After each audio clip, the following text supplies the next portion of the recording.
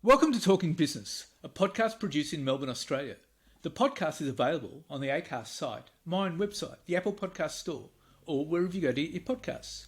Or you can get it at the Business Acumen website at www.businessacumen.biz. For the most exclusive access to leading economists and business leaders from around the world, subscribe to Talking Business from my website, leongettler.com. I am Leon Gettler.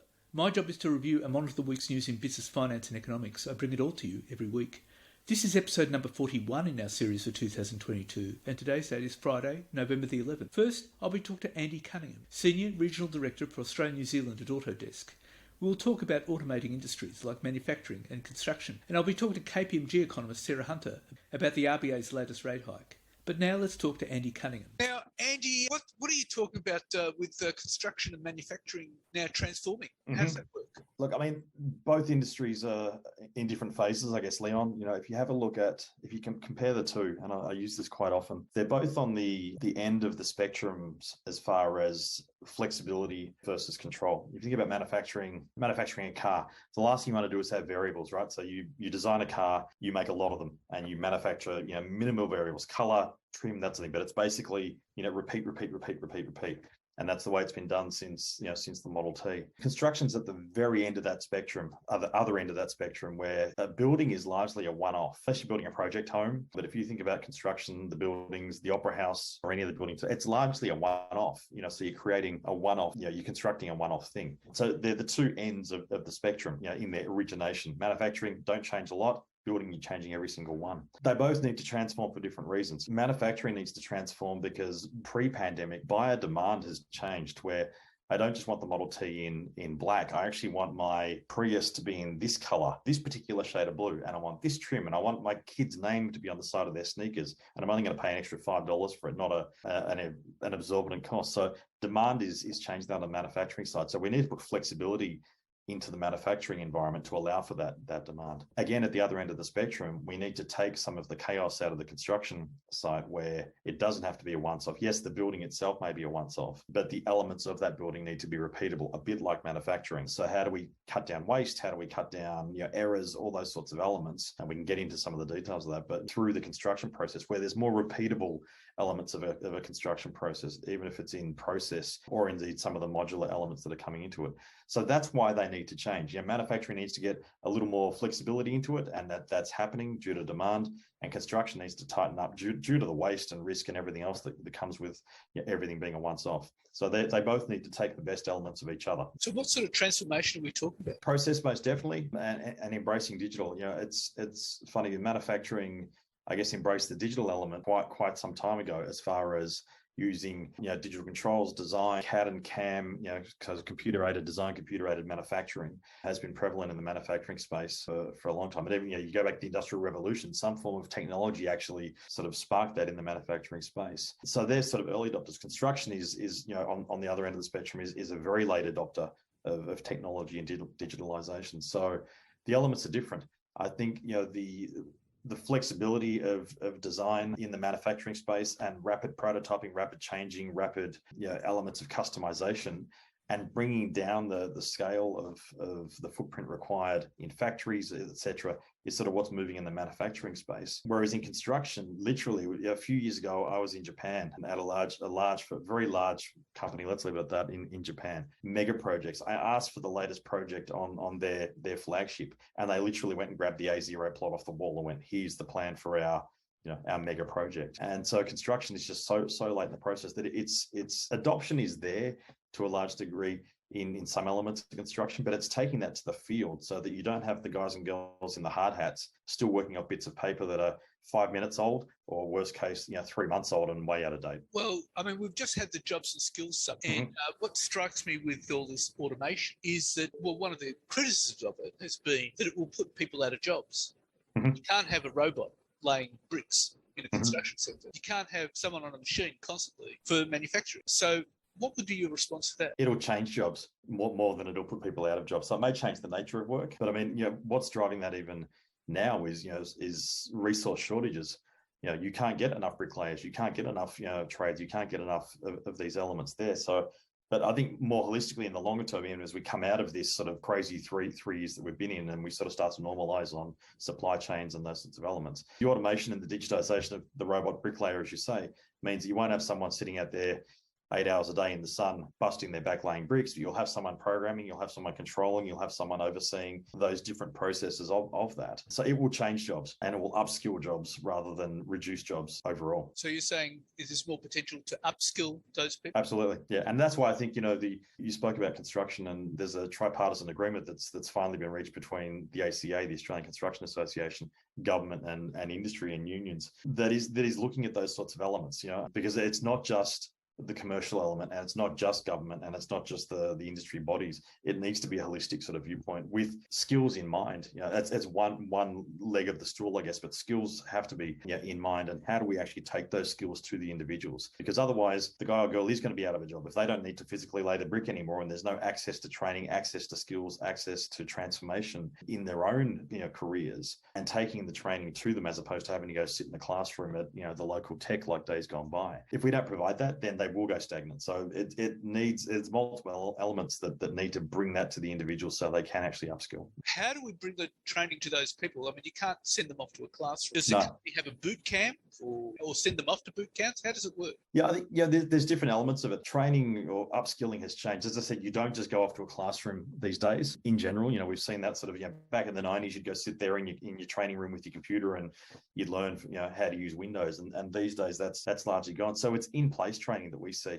Initially, yes, it's going to be transformation, because if someone's used to literally, mixing concrete and laying bricks, they need to have initial sort of skill shift in that regard. But how do you extract their knowledge from that and actually, place that in a digital sense and use those skills in a digital sense? So there is some, I guess, consultative kind of training required initially. But what we're seeing with sort of training and learning beyond that is it needs to be in place. It needs to be as it's happening. So, we're seeing a lot of in-place workshops, but even in place digitally, using some of the digital skills that we've got, digital tools that we've got, where the product or the learning environment will watch what you're doing and suggest and provide, learning experiences in situ, in context, as you're actually trying to complete the task. So it's not like you just go to the training course and then come back and forget 90% of it and try and put some of it into place on Monday. It's got to be small bites as you need it. That would suggest quite some artificial intelligence into the training. Mm-hmm. Would that be right?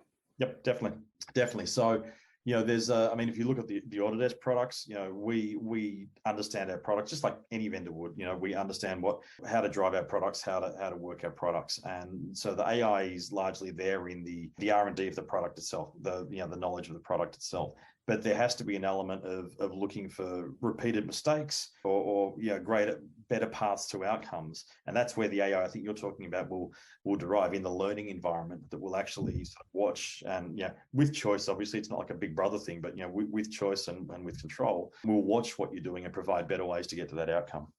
So how have people taken to this? How's the bricklayer taken to this? How is the machine operator taken to this? It's still emerging, Leon, and that's what the construction industry is early days in this journey. It's way late to the party and early days. So the initial reaction, and rightly so, is I'm out of a job. And not now, but over time, if you roll the tape forward, you think the machines are coming and it's sort of science fiction, then you could think you're out of a job. And that's the initial sort of knee-jerk reaction. But it's early days. We still need to work with industry, work with government, work with the bricklayers, for example, as one example of that. But there's other elements as well. Again, in construction, you look at modular construction. It's not necessarily replacing the people, it's replacing where they do the work. So we're constructing in a factory, and we're actually bringing that module to site and then just installing it, as opposed to mixing concrete and laying fittings and fixtures and those sorts of elements. So not everything is revolutionary, but there is certainly transformative elements of construction that we're looking at bringing into place. And the same would apply to manufacturing. Yes, but manufacturing is more that controlled environment, I guess, anyway. So you're not outside on the site, I guess, doing those once-off things. There's efficiencies in manufacturing, most definitely. We're seeing manual process become digital, but the skills and the disciplines are still there. So if someone knows how to manually run a lathe, that person will those skills you can't replace. So we need to capture those skills, not actually discard those skills. We need to capture and harness the old ways and interface those into a modern environment. A lot of the work that that I've done in my past roles at Autodesk in Japan was because of the aging workforce in Japan and the aging engineering body of knowledge in Japan. They went digital. One of the elements was going digital to capture that body of knowledge before retirement years and sunset years that was gone. So I don't think we're at that extreme of the aging population that they were facing in Japan, but that was a driver. So again, it's not about just shipping out the old and replacing with the new. It's capturing the old ways and retaining that knowledge. What's exciting about this is it's not only applies to construction and manufacturing, but it could apply to broader industry as well. Mm-hmm. Broader industry could learn from it as well. Would you agree with that? Definitely. And I mean, I think, you asked initially about digitization and what sort of drivers were there. And, the elements of the past 3 years, the pandemic and the craziness that we've all gone through as a result of that was sort of a force function on that.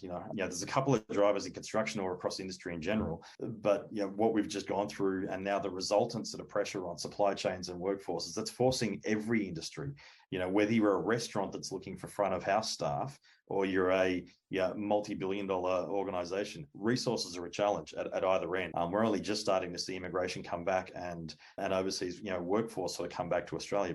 Before then, as I'm sure everyone that's been on your show has alluded to, resources are precious. Whether you're looking for a salesperson, an engineer, a waiter, and everything in between, it's precious. So everyone's been forced to look at their industry. You put supply chain pressure on top of that, and that's what's just massively driven it. Again, whether you're supplying vehicles, whether you're building vehicles, whether you're needing timber or aggregates on your construction site, everything's had to be looked at because of those drivers.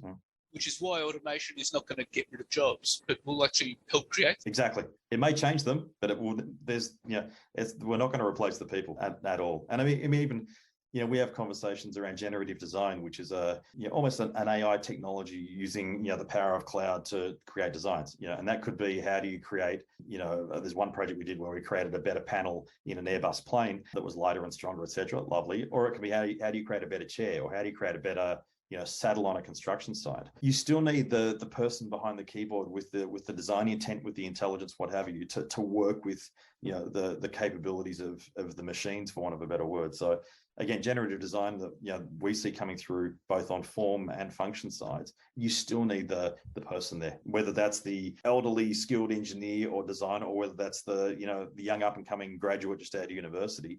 The person still needs to be there, making choices, making design intent changes, what have you. Well, Andy, that's all fascinating, and I'm sure everyone will be fascinated to hear that. Thank you very much for your time. No, really appreciate it. Thanks, Leon. And now let's talk to KPMG economist Sarah Hunter. Well, Sarah, the RBA increased interest rates by not much, but now comes to 2.85%, and we're expecting more rate rises in December. Yes, I think that's right. And isn't it an interesting time that we live in, where a 25 basis point move is considered a not very big increase in rates? Normally that would be the only increase we'd be talking about. Yes, I think that's right. I do expect them to go again by another 25 basis points in December, so that'll take them to 3.1% for the end of this year, and I think more for next year as well, certainly through the first few meetings. So potentially getting up to 3.5, maybe 3.6%, something like that. Depends what they do with that hanging 0.1 that they've got in their back pocket at the moment. Right, okay. So you're expecting further rate rises in the first quarter of next year? Yes, absolutely. I mean, I think the data at the moment is still coming through pretty strong in terms of the activity levels and momentum through the economy. I also think that they'll be looking at the inflation data, that they will be not concerned as in it's not unexpected, but they'll be certainly monitoring very closely the fact that those inflationary pressures are broadening across the economy, and they're becoming more domestic rather than externally focused. In fact, what we're likely to see as we go through the first few months of 2023 is some of those external factors that have been driving inflation, fuel prices, for instance. On an inflation rate basis, they're going to drop back quite sharply. So fuel price increases from early 22 to early 23, for instance, could be close to zero if you look at the year-on-year difference. But that's not going to be much comfort to the RBA. They're going to be very concerned about what's happening domestically and those domestic pressures. Right, okay. But they originally said that inflation would be up to 7.75%. Now it's 8%. Yeah, I mean, I think that's obviously that's not too different a forecast. And I think that a lot of that really is coming through from some unexpected shocks, things like food prices and the most recent floods. And we know that that's now starting to have an impact in the supermarkets. The RBA back in August obviously couldn't see that and weren't anticipating that. So I think the near term is actually playing out more or less as they expected. I think more interesting on their inflation inflation forecast is the higher for longer that they've got through the back end of 23 and through 2024. I think that's where the much bigger revisions are, and as say reflect that change in their view on those domestic pressures and the sort of pass through and the what's happening within Australia rather than what's happening as a result of global shocks and shocks like the floods, which are exogenous to the economy, if you like. So if we're predicting rate rises for next year, where do you see it peaking at? Well, that's a good question. I mean, I think that at least 3.5% and possibly a bit higher than that. What will be really interesting is the dynamic and how the RBA ends up sitting relative to other central banks. I mean, I think it is still the case that the RBA are likely to peak at a lower rate than, say, the Fed. I think there's the sort of demand-supply mismatch internally is much less pronounced here than it is in the US, and that does mean that we can peak at a lower rate. Also, you have to keep in mind that the responsiveness to the economy here, it is likely to be more responsive than the US. For instance, inflation, mortgage rates in the US are typically not tied to interest rate moves because most people have a fixed mortgage rather than a variable. In Australia, it's the opposite way around. So there's a few dynamics at play through our economy that make us more vulnerable, if you like, or more responsive actually to interest rate moves. And so this also means the RBA can move by less. So if I put those two things together, I do think that we'll peak at a lower rate, but comfortably above where we are right now. I think maybe somewhere between 3.5% and 4%, and we'll see where we land in the first half of next year. Well, the Fed increased rates by 0.75%. We're expecting to keep going like that. But what's interesting is that the other central banks are diverging from that. That's right. We see that right around the world. Yeah, and I think that this is where the country-specific factors are going to start to come into play. So a lot of the inflationary pressures that we've seen this year in particular have been global in nature. Obviously, the conflict in Ukraine and the fallout that's had has been particularly pronounced in Europe, but it has spilled over everywhere. Similarly, with food prices as well, that is partly related to conflict in Ukraine as well, but it's been a global phenomenon as much as a local phenomenon.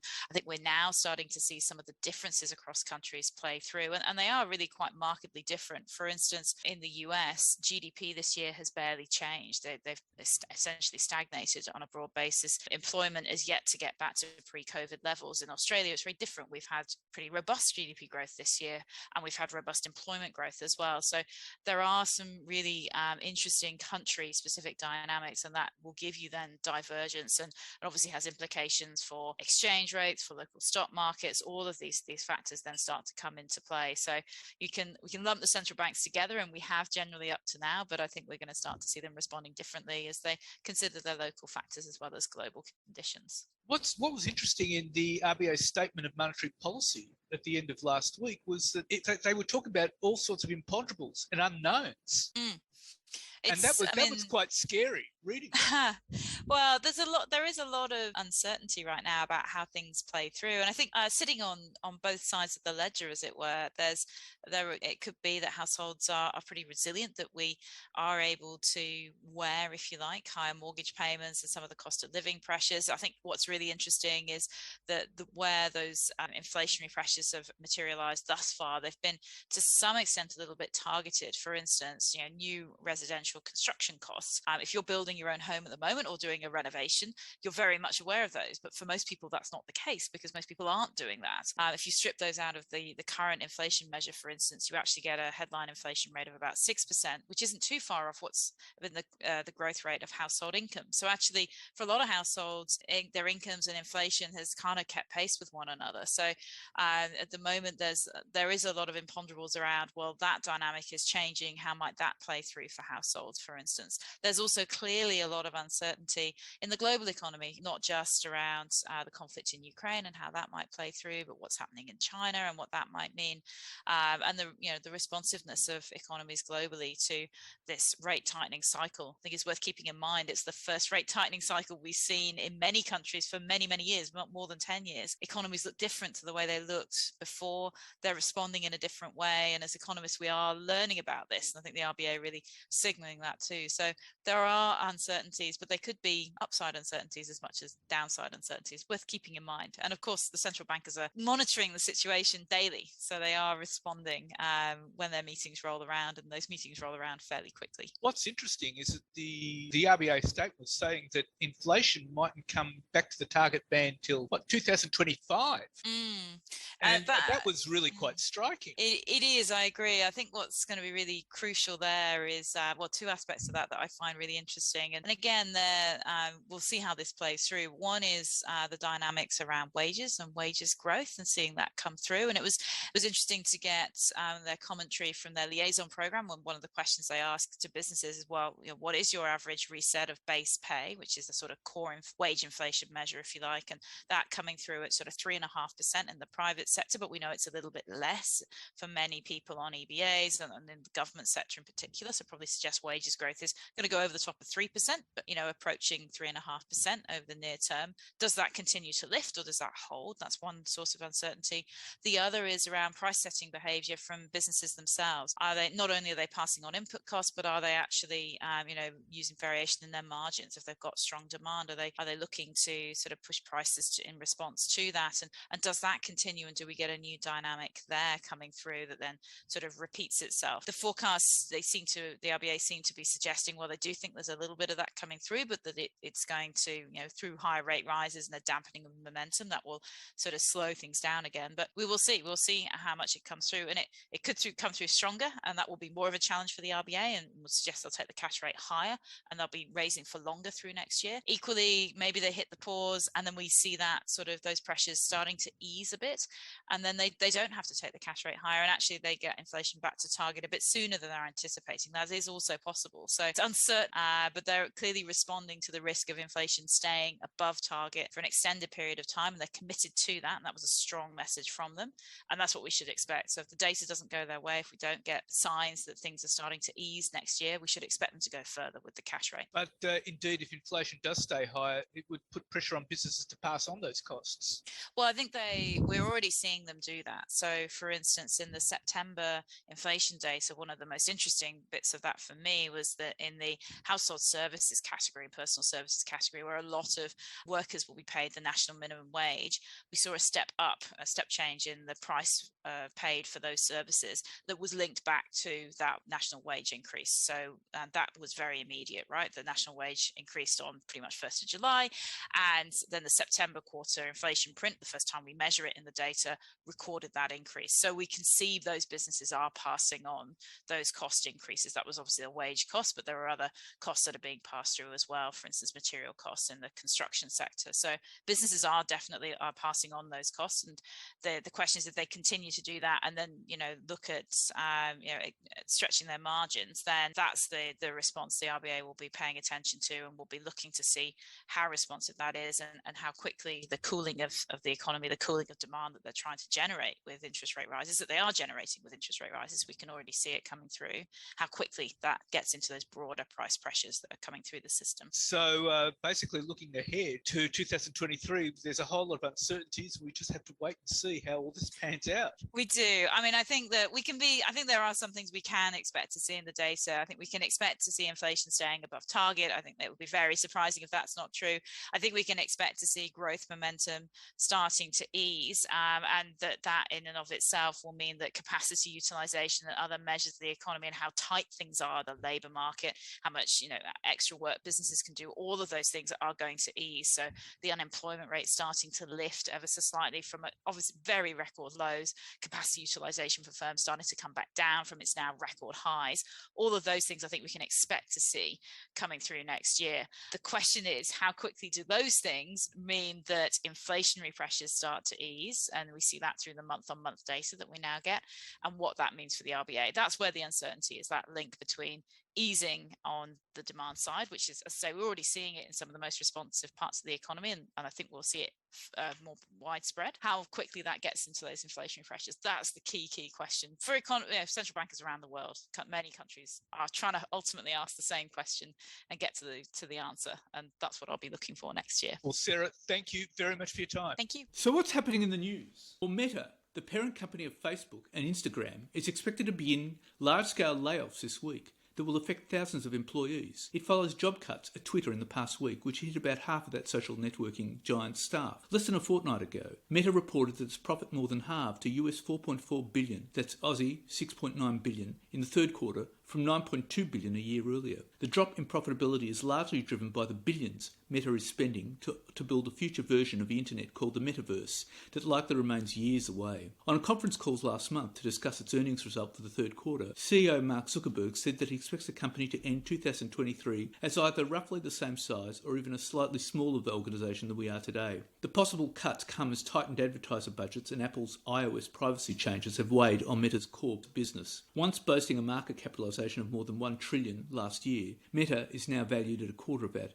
at about $250 billion. And Twitter Inc. has begun rolling out software updates to charge users $7.99 a month to mark their accounts with a blue check, part of Elon Musk's early efforts to boost revenue a little more than a week after taking ownership of the social media network. Details of the latest software versions began appearing Saturday on Apple Inc.'s App Store, promising new features added to the social media company's previous subscription service dubbed Twitter Blue. Saturday's update marks the first significant product change since Mr. Musk took over and capstones a week at the company that included widespread layoffs, chaos and confusion as he raced to put his mark on things. It was unclear Saturday when the updated service would take effect for all users. In a bid to make Twitter less dependent on advertising, which makes up 90% of its sales, Mr. Musk had been hinting that he was leaning towards an $8 a month subscription offering. Saturday's change applies to Apple users in the US, Canada, Australia, New Zealand and the UK. According to Platformer, Musk had discussed putting Twitter behind a paywall that will require a fee from every user. And Twitter Australia has been left a shell of its former self, with staff in its government relations, communications, marketing and news curation divisions almost entirely laid off as part of global job cuts at the social network. The sales team, which tries to bring advertisers to the platform, was least affected. The Australian e-safety commissioner Julie Inman-Grant, who once headed public policy for Twitter in the region, panned the global job cuts which have laid off 50% of its employees. But a few days later, Twitter is reaching out to dozens of employers who lost their jobs and asking them to return. Apparently some were fired by mistake and necessary to build the new features that Musk envisions. On Sunday, AEDT, Twitter began rolling out its plans to let anyone receive a blue tick, which has long indicated a verified account to stop impersonators, for US $7.99, that's $12.40 Aussie a month. Elon Musk, Twitter's new billionaire owner, said on the site that people with existing blue ticks who declined to pay would lose them within a couple of months. The paid blue tick service is not yet available in Australia, but is expected within days, with Musk saying the rest of the world would follow. Prominent Australian Twitter users are unlikely to pay. Australian Council of Trade Union Secretary Sally McManus, who has 126,000 followers, said she would not. Labor MP Julian Hill, who has almost 50,000, said he was unsure but concerned by events around Twitter. Former 7:30 New South Wales presenter Quentin Dempster, who has 55,000 followers, said he did not want to pay Musk, and leaders at most media organisations have indicated they would be unwilling to pay for their journalists' ticks, though Musk has decreased the asking price since. And consumer confidence has plunged below the levels seen during the global financial crisis, causing a record number of households to slash their Christmas spending plans. The widely watched Westpac Melbourne Institute Consumer Sentiment Index dropped 6.9% in November and is now only above COVID-19 pandemic lows. Consumer confidence is at its lowest level since the 1990s recession, excluding a low point early in the pandemic. Confidence levels fell dramatically after the RBA's latest interest rate rise and a speech by its governor. And Qantas is in discussions to import sustainable aviation fuel into Australia as what will be the world's largest production site used for cooking oil and animal fat-based fuel, nears completion in Singapore. Sustainable aviation fuel currently accounts for only 0.1% of all aviation fuel used worldwide, but most major airlines, including Qantas, back an industry goal to get to 10% by 2030. Qantas is working with Airbus to kickstart local supply and is also looking for imports. It currently uses a blend of SAF and conventional jet fuel on some flights out of London and has plans to do so for US outbound flights. BP supplies sustainable aviation fuel to Qantas in the UK, and it's understood the Australian airline is talking to various suppliers in different ports to consider suppliers nearer to home. And Prime Minister Anthony Albanese has begun talks with independents and business groups, and Workplace Relations Minister Tony Burke has pledged to consider more amendments as the government intensifies efforts to get its industrial relations legislation through the Senate by December the 1st. But crucial Senate crossbencher David Pocock, who has not spoken to the Prime Minister since July, warned he was not a rubber stamp, as he outlined more concerns during a meeting with Mr Burke, and again requested controversial elements of the bill to be delayed beyond Christmas. He wants a common interest stream of multi-employer bargaining, which will allow the process to be extended to all businesses, excised from the bill, so it can be properly scrutinised. Under the current proposal, businesses with fewer than 15 employers would be exempt from multi-employer bargaining, but Senator Pocock wants that defined as 15 full-time equivalents, allowing more smaller businesses with an array of casuals and part-timers to be exempt. With the ACTU warning further concessions will render the bill inoperable, the government will use its numbers to push the bill through the lower house on Thursday, so it can be ready for Senate debate when Parliament resumes for the final fortnight on November the 21st. The 9 lower house independents, including the 6 Teals, harbour similar concerns as Senator Pocock and voted with the coalition to try to avoid a time limit on debate imposed by the government. The government used its numbers to defeat the push. Although the Teals' votes don't count, the government is keen to have their imprimatur for the Secure Jobs Better Pay bill. Mr Albanese sought to assuage concerns during a meeting with the lower house independents on Tuesday. And employers must train managers on how to solve mental health issues and give employees more say over how they do their jobs if Australia is to avoid a doubling in the number of workers' mental health compensation claims by 2030. The warnings come from a new report released on Wednesday by the Committee for Economic Development of Australia, which urged employers to prioritise mental health to the same degree as physical health and said popular measures such as free yoga sessions and fruit boxes did little to improve employee well-being. Claims doubled by 2030 under the moderate growth scenario and almost tripled by 2030 under the high growth scenario. The trends are even more concerning when looking at the cost of claims, the report said, adding that the median time off work for mental health claims was 27 weeks compared to 7 weeks for all serious claims. Median compensation costs per claim for mental health conditions grew from $14,300 in 2001 to $45,900 in 2018-19, the report said. If recent trends continued, median costs per claim could triple in real terms by 2030. Report author and OEDA senior economist Cassandra Windsor said mental health claims are typically more expensive than physical health claims, as they are typically more complex. Ms. Windsor said training bosses to manage mental health, involving employers in the design of their jobs and introducing organisation-wide mental health strategies were 3 effective measures that employers should pursue. This was more effective than easy stuff like free yoga and fruit boxes. And skilled occupation lists could be axed and hundreds of visa subcategories slashed to make way for a demand-driven immigration system where businesses have a greater role in determining what jobs are in short supply. Home Affairs Minister Claire O'Neill says every idea is on the table as Labor launches the biggest shake-up to the immigration system in decades on Monday amid a historic worker shortage. Ms O'Neill says an overhaul of the Byzantine mess of rules and processes is badly needed. Leading economies ramp up the fight for global talent, naming 3 policy and business experts to review the immigration system ahead of the May 2023 federal budget. Unions and industry are expected to play a key role in the review, which has been tasked with finding ways to protect workers from exploitation. Former Public Service Chief Martin Parkinson, University of Adelaide law professor and temporary labour immigration expert Joanna Howe, and former Deloitte partner John Azarias will present recommendations from the review to the Albanese government by February, allowing proposals to be considered for the May 2023 budget. And Australia's number 3 lender, Westpac, reported a 1.4% drop in annual profit, hurt by pressure on margins from intense competition in home lending in the first half and a charge related to the sale of its life insurance unit. And Medibank won't pay any ransom to the hacker that stole all its customer data after revealing almost 500,000 health claims have been accessed. Australia's largest health insurer says the names, dates of birth, address, phone numbers and email addresses of its 9.7 million former and current customers have been accessed, along with the Medicare and passport numbers of some customers. But Medibank Chief Executive David Koskar said the hacker probably couldn't give the data back even if they paid a ransom fee, and paying up could instead give other criminals an incentive to do the same. The hacker accessed health claims of around 160,000 Medibank customers, around 300,000 claims from offshoot AHM customers, and around 20,000 international customers. No credit card or banking details were accessed. The insurer, which continues working with the federal government and other agencies, has also launched an external review into the incident. And Australia's largest private health insurance, Medibank Private, faces its first class action over the hacking incident that exposed the personal information of 9.7 million current and former customers. It comes as the threats have emerged on the dark web to release the customer data. Bannister Law, Class Actions and Centennial Lawyers said they've joined forces to investigate the serious data breach of this group, which comprises 5.1 million Medibank customers, around 2.8 million customers from the group's budget AHM business, and around 1.8 million international customers. Other class actions are likely. Maurice Blackburn, which has already launched a class action style claim against Optus for its recent data breach, has said previously that it is monitoring the situation. While both hacks are similar in size, with just under 10 million Optus customers affected, the Medibank incident is far more serious, as the private health data of hundreds of thousands of Medibank customers was stolen. Criminals claiming to have stolen the personal information of about 10 million Australians from Medibank, including sensitive health data, are claiming that they were release it in the next 24 hours in a post on a website linked to Russia-backed cybercriminal group Revel. And Crown Melbourne has been fined $120 million by the gambling regulator over breaches of its responsible service obligations. The Victorian Gambling Casino Control Commission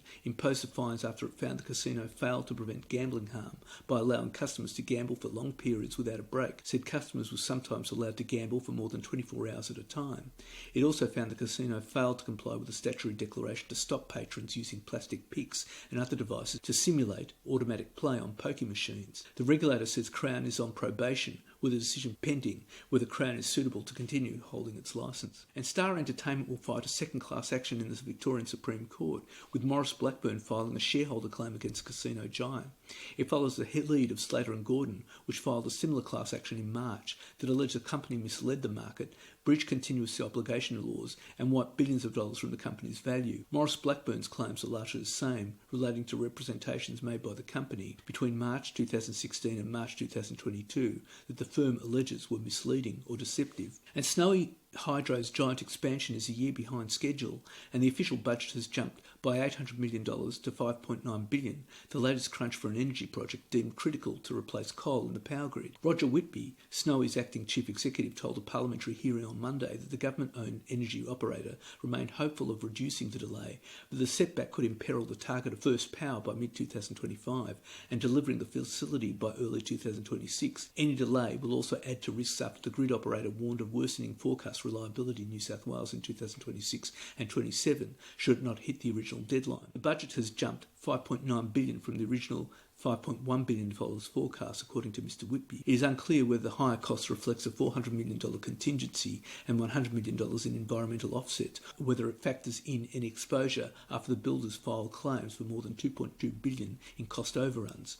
The details, disclosed at a Senate committee hearing, followed an admission from Snowy Chairman David Knox that Energy Minister Chris Bowen had raised concerns about the tone and communication style of ousted Chief Executive Paul Broad amid tensions over a plan to transform its Hunter Valley gas plant into a green hydrogen facility. Mr Whitby told the Senate hearing the company could not yet estimate the Snowy Hydro 2.0 project's final budget and completion date with any certainty, but confirmed the COVID-19 pandemic had put its contractors, the Future Generation joint venture including Italy's WeBuild and struggling West Australian contractor Clough, badly behind schedule. And National Australia Bank has been chastised by the Federal Court and Corporate Regulator for not fixing a problem that resulted in customers being overcharged fees for more than 2 years after it had been made aware of it. NAB's misconduct was unconscionable and a breach of its Australian Financial Services licensee duties to act fairly and honestly, the Federal Court said on Monday. The Australian Securities and Investments Commission sued NAB in February 2021, alleging it had overcharged 4,874 personal banking and 913 business banking customers a total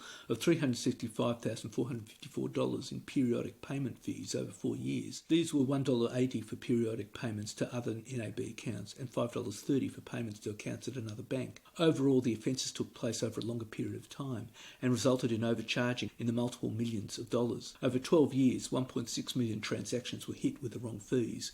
NAB has paid around $8.3 million in remediation to affected customers. Federal Court Judge Roger Derrington said the bank displayed serious apathy towards its customers' continuing lack of knowledge and acted in its own self-interest by continuing to operate a system it knew was wrongfully deducting the fees from early 2017. And those hoping to get a new iPhone for Christmas will likely be left disappointed, as Apple reveals it is experiencing production disruptions. Tightening COVID-19 restrictions are impacting output at Apple's main assembling facility in Zhengzhou, China. The facility is currently operating at significantly reduced capacity, the tech giant said in a statement. Customers will experience longer wait times to receive their new products. The world's largest iPhone factory, owned by Foxconn, was locked down for a week on November the 2nd, setting back production of the tech product. The wait time for a new iPhone 14 or iPhone 14 Max is currently 4 to 5 weeks, according to Apple's website, with click and collect options unavailable for most stores. China is taking a dynamic clearing approach to curb rising COVID-19 case numbers, with restrictions including lockdowns, quarantining and rigorous testing. The country is reporting higher numbers of new infections, with significant portions of those in Zhengzhou, where major plants are located. China recorded its highest daily tally of new cases in 6 months on Sunday, with 5,643 new infections. And that's it for this week. And next week I'll be talking to James Bowe, co-founder of new Aussie fintech provider Own Home, which helps Australians buy their own property in this tough market. And I'll be talking to AMP Capital Chief Economist Shane Oliver about the market and economic outlook for 2023. In the meantime, you catch me on Facebook, Twitter, Instagram, LinkedIn and YouTube. And if you want, leave a comment. For the most exclusive access to leading economists and business leaders from around the world, subscribe to Talking Business on the Apple Podcast Store or on my website, leongetler.com. Wishing you all